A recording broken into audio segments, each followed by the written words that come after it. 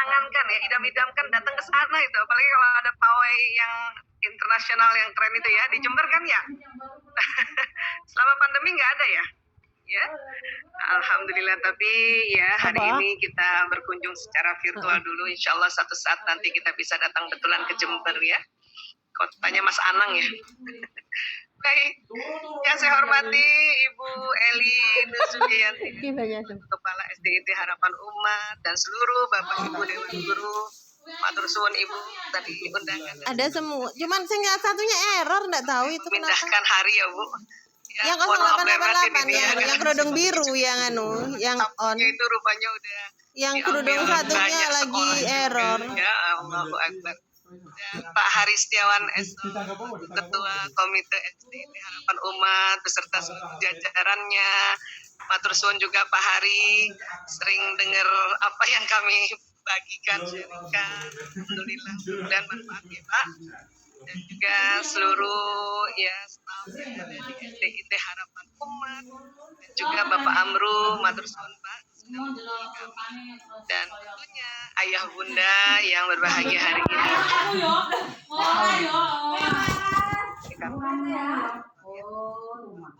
Hari ini ya walaupun siang dan virtual tapi mudah-mudahan kita bisa manfaatkan waktunya.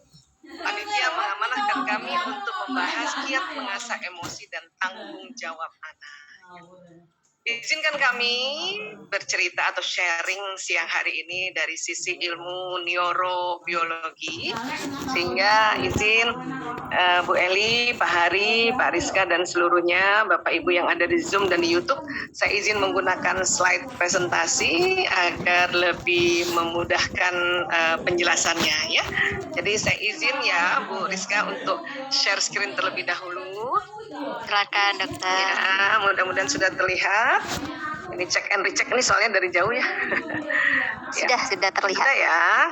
Baik, alhamdulillah sudah oleh host sudah diatur juga disable anonetnya ya. Ya, baik. Ya.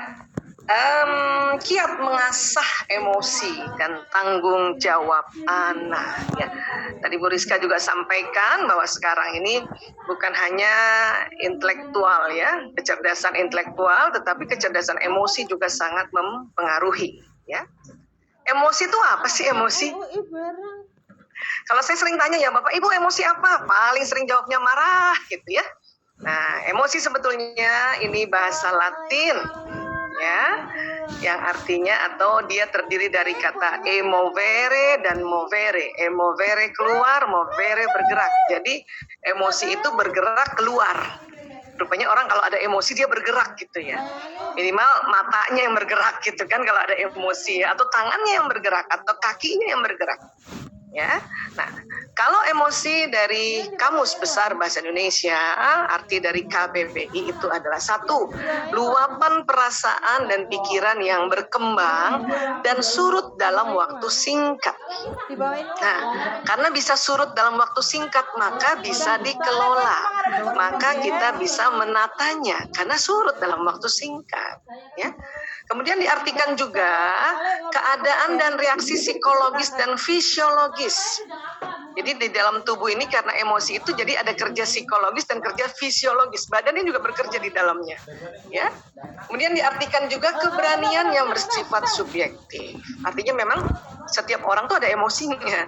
Jadi masing-masing orang ya harus bisa mengelola, menatanya, tentu anak kita juga.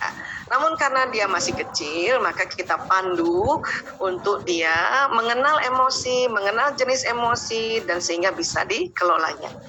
Anak nggak bisa menata emosi kalau orang tua juga tidak bisa menata emosi.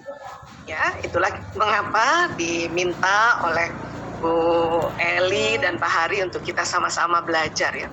Sampai sekarang pun saya tetap selalu harus ingatkan diri saya, ayo Aisyah belajar menata emosi. Terkenal dengan istilahnya sekarang manajemen emosi gitu ya. Baik. Untuk apa sih emotional intelligence ini gitu ya? Kecerdasan emosi ini untuk apa gitu ya? Jadi emotional intelligence ini kan artinya kemampuan seseorang dalam menggunakan dan memahami emosi, baik emosi orang lain maupun emosi diri sendiri. Tujuannya apa? Meningkatkan kesehatan fisik dan mental, ya. Tadi Pak Hari kan sudah berkali-kali mengatakan, ya kita nih diuji emosi ya Pak. Selama pandemi ini, Allahu Akbar ya. Makanya kita harus punya, kita belajar dan harus mampu ya menggunakan dan memahami emosi supaya ini tadi meningkatkan kesehatan fisik yang sedang nih penting banget ini lagi pandemi dan mental. Ya. Serta mengharmoniskan hubungan komunikasi. Sekali lagi ayah bunda bapak ibu guru mengharmoniskan, bukan menyamakan, karena nggak mungkin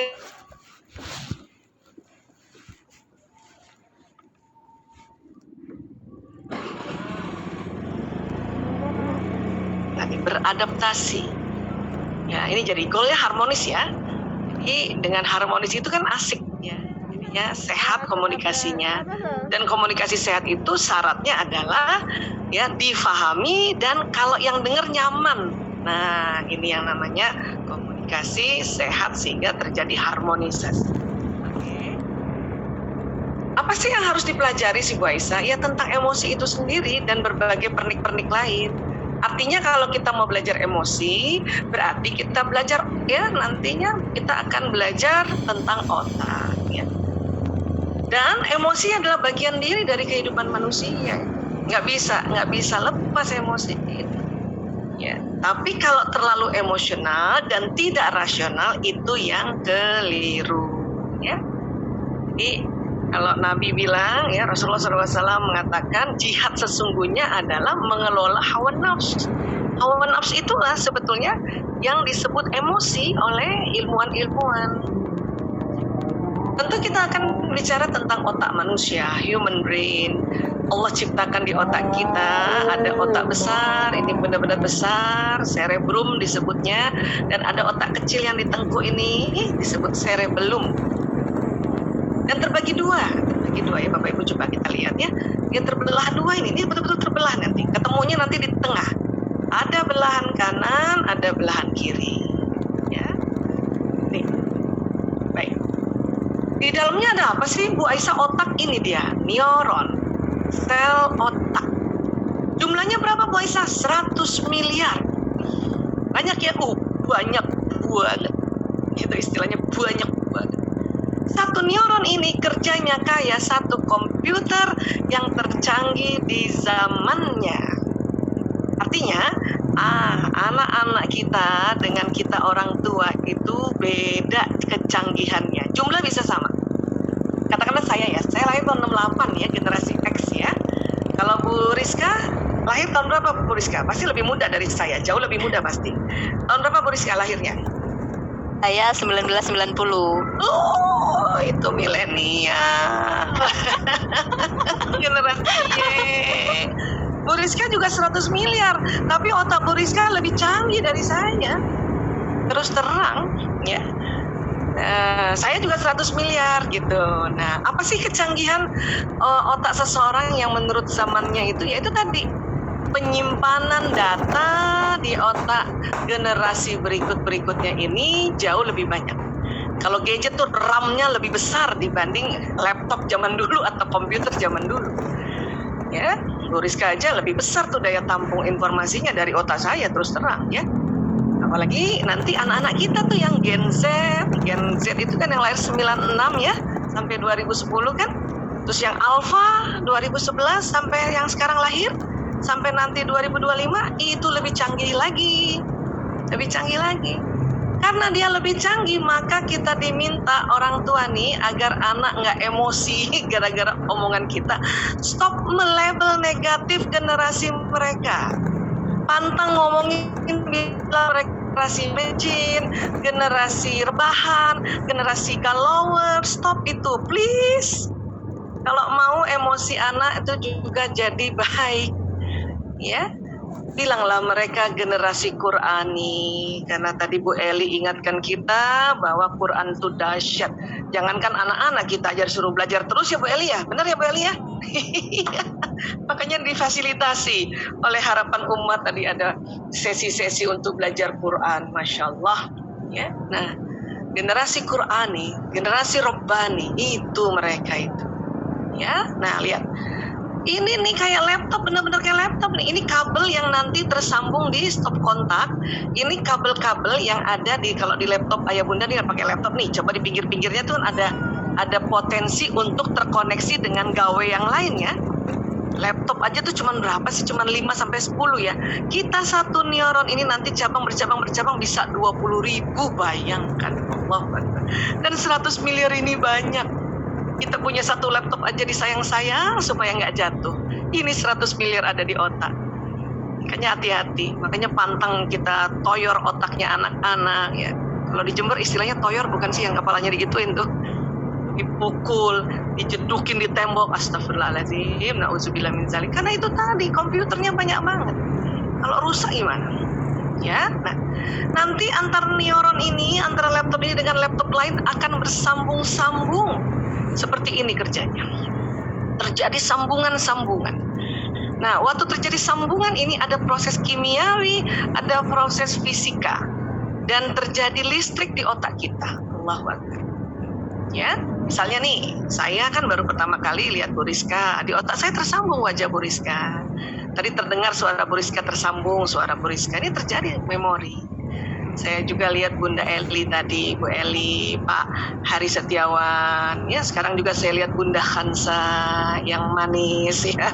Tersambung otak saya nih. Ya. Nanti kalau saya berkali-kali lagi nanti misalnya pertemuan online kan tersambung lagi wajahnya Bu Eli, suaranya Bu Eli. Sehingga nanti waktu datang ke Jember, dari jauh udah ketahuan itu Bu Eli itu. Gitu. Karena dia tersambung memori ini di otak kita, termasuk ilmu pengetahuan, termasuk nasihat, termasuk ya hal-hal tentang peraturan-peraturan, ya informasi-informasi, contoh-contoh cerita, suri, tola, dan itu nanti begini sambungan di otak. Bahkan dikatakan otak itu 1 detik ada 2 juta sambungan. Kenapa? Karena tadi ditangkap oleh mata, telinga, hidung, seluruh permukaan kulit. Menangkap informasi, kemudian tersambung-sambung di otak menjadi apa? Ingatan. Menjadi memori. Ini anak-anak ikut lihat ya anak-anak ya. Inilah ya. Nah, itu di otak gitu ya, Nak. Ada sambungan-sambungan energinya, sambungan-sambungan listriknya. Ini Bu Aisyah lihat nih ada anak-anak yang ikut ya. Jadi kalau kalian belajar, dapat nasihat itu sambung di otak kita ya. Dan kalau diulang-ulang pelajaran itu, maka sambungannya bertambah banyak. Sehingga memorinya bertambah kuat, ingatannya bertambah kuat. Itulah salah satu teknik atau metode pendidikan adalah pengulangan atau repetisi atau murojaah supaya sambungannya banyak. Ya, hafal Quran satu-satunya cara itu tadi ya, ulang. Kemudian karena itu bukan bahasa induk kita, jadi kita mencoba cari tahu artinya, cari juga tahu tafsirnya.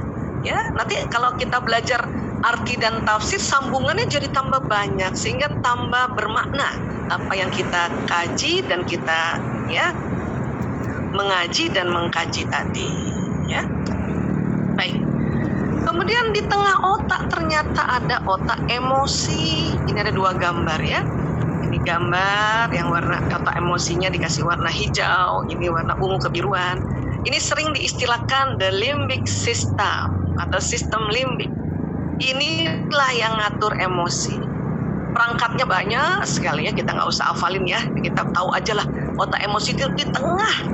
Bahkan kata ilmuwan, inti otak manusia dan otak-otak hewan yang lain adalah emosi. Semua manusia ada, anak kita ada otak emosinya. Bahkan inilah otak pada hewan mamalia ada otak emosi. Nah, ini disebut ya otak mamalia atau mamalia brain ya. Nah, itulah mengapa ya Allah ingatkan kita dalam Al-Quran untuk hati-hati nih. Kadang kita bisa derajatnya lebih rendah dari hewan karena kita punya otak mamalia, punya otak emosi ini. Anak-anak juga ada otak emosinya, Bu Aisyah ada. Bahkan coba kita lihat ya, nih otak kita belah nih otak. Ya ini otak besar. di belakang. Ya. Ini otak kecil, cerebellum. Ini dia nih otak emosi, otak mamalia. Ya, dan otak manusia disambung. Otak mamalia disambung dengan batang otak atau otak reptil namanya. Jadi manusia itu punya sifat mamalia dan juga punya sifat reptil. Bayang ya, binatang semua ada di sini, kecuali unggas ya. Ya ini dia. Makanya kita nggak bisa terbang ya, kayak burung gitu. Ya, jadi sifat binatang mamalia dan reptil ada di otak kita. Ya. Kamu nih kayak buaya, bener, karena ada otak reptil. Manusia licik kayak ular, bener karena ada otak reptil ini. Ya, nah inilah yang harus kita pelajari agar kita bisa kendalikan. Dia akan jauh lebih sukses dibanding kita anak-anak kita ini. Makanya terima kasih SD Harapan Umat mau belajar otak emosi. Ya, saya kadang-kadang kalau lihat panitia milih judul apa, itu bertanda maju pikirannya kalau memilih belajar tentang emosi. Ya, nah, baik sekarang. Jadi di anak-anak itu ada 4 jenis emosi dasar: sedih, takut, marah, dan senang, dengan berbagai variannya. 4 jenisnya. Termasuk hewan mamalia, dia ada 4 jenis ini. Pada anak-anak sejak kapan? Sejak lahir sampai dia balik. Ya. Nanti pas balik sampai usia kita nih, ya kita juga punya otak emosi ya. Jenis emosinya lebih variasi lagi. Ya, maka dibikin ya jenis-jenis emosi ya kayak gini. Ini emosi orang dewasa. Ya. Kalau digabungkan dengan konsep nafs, ini dia. Ada lawamah, ada amarah, ada mutmainnah. Waisa kok kayak tangga ya? Iya, karena rupanya setiap jenis emosi kalau diukur pakai alat yang namanya EEG, elektroencephalogram, ada frekuensinya. Kalau yang makin rendah, ya ini makin negatif dia punya frekuensi. Makin tinggi, makin positif dia punya frekuensi. Ya. Nah, negatif positif itu adalah satu istilah saja ya. Dan harus tahu penempatannya. Nggak semuanya yang negatif itu jelek. Ya, termasuk salah satunya hasil swab antigen negatif. Senang nggak Bun kalau swabnya antigen negatif? Swab PCR negatif. Lebih senang mana, yang negatif apa positif kalau swab antigen? Bu Rizka? Cari yang negatif dong. Cari yang negatif. Iya, PCR ibu negatif. Alhamdulillah. Ya, kalau emosi, ibu emosinya negatif, langsung kita gitu ya. Jadi positif negatif lihat konteksnya juga ya. Tapi untuk emosi itu dia frekuensi. Dan ini semua ada di otak kita. Ada. Nggak bisa hilang. Yang bisa hanya kalau lagi turun naikkan lagi, lagi turun naikkan lagi, lagi turun naikkan lagi. Itu aja terus. Disitulah nanti letak berjuangnya. Jadi sewaktu turun naikkan lagi, turun naikkan. Ini yang dinilai oleh Allah. Waktu naik ya ini yang dinilai. Oh ya ini dia nih ya, hambaku dia berikhtiar naik ke atas, itu yang dinilai. Karena nggak bisa terus-terusan di sini. Inilah hidup. Ini namanya dinamisasi kehidupan emosi ini. Nggak mungkin masa kita damai aja atau tenang-tenang aja, seneng aja sementara kerabat ada yang sakit meninggal. Nggak mungkin kan? Pasti turun ke sedih atau takut. Bahkan kadang kalau kita lagi tenang-tenang 600 Hz tiba-tiba dengar kabar ya keluarga ya sakit satu rumah, kan kita langsung takut tuh, langsung melorot ke 100. Makanya badan kita lunglai. Rasa gitu nggak, Bu Rizka? Lemes kadang. Iya betul. Nah, itu karena frekuensinya turun, drop. Itulah Nabi ajarkan kita disuruh duduk untuk manajemen emosi. Kalau kita berada di emosi negatif ini, duduk, tarik nafas, sebut Allah, gitu. Ya, karena yang mau dilihat, ya. Hamba-hamba ini, kita ini semua pas turun yang disebut siapa? Allah atau yang lain? Karena ada orang pas turun lagi marah, maaf, yang disebut nama binatang. Itu nggak mulia berarti dia. Atau ada lagi marah, sebut maaf, nama setan yang disebut. Itu bahaya, makin turun nanti makin drop. Ya. Tapi waktu kita turun kan udah diajarkan kan, Allah memang memberikan ujian, sedikit rasa takut, rasa kekurangan makanan, kekurangan harta, kekurangan jiwa, bahkan kekurangan buah-buahan. Kita disuruh bersabar, ya. Cara bersabarnya disuruh lafazkan kalimat istirja, innalillahi wa inna ilaihi rajiun. Itu nanti yang membedakan dengan ada orang takut yang ngomel-ngomel atau ya orang takut yang lo gitu. Kita rasa takut apalagi lagi kondisi kayak gini. Kekurangan semua udah. Ya, makanya innalillahi wa inna rajiun, innalillahi wa inna. Jadi kalimat istirja bukan musibah besar saja. Ya. Kehilangan harta juga gitu. Bunda juga gitu, Bun. Pas buka dompet duitnya cuma tinggal selembar 5.000, bilang dong innalillahi wa inna rajiun, ya Allah. Nanti kombinasikan istighfar, astagfirullahaladzim, ya Allah, tinggal 5.000, ya Allah, gitu. Kenapa? Karena emosi kita lagi turun. Karena kalau emosi kita sedang turun nih, mulai dari sombong ke bawah, keimanan kita turun. Kan kita seringnya dengar dalam kajian keimanan seseorang naik turun karena ada si emosi ini. Kalau kelamaan di bawah, nanti kita lupa bahwa Allah Maha segalanya. Bahwa Allah yang memberikan perlindungan, Allah yang Maha memberikan kesehatan, Allah yang memberikan kepulihan, Allah memberikan kekayaan, memberikan rezeki, dan memberikan ilmu. Kalau kelamaan turun di bawah. Bunda takut nih anaknya daring terus. Aduh gimana ya anak sekarang daring terus. Kalau ketakutan terus, nanti lupa kalau Allah yang memberikan kecerdasan. Makanya Allah itu Ar-Rasyid. Allah itu alimul ghaib wa syahadah, yang memberikan ilmu yang ghaib dan yang syahadah, yang nyata. Bapak Ibu guru tugasnya memberikan informasi, tapi yang bikin cerdas Allah. Cuman kalau ketakutan terus gak cepat-cepat move on, itulah lupa, itu yang bahaya. Ya.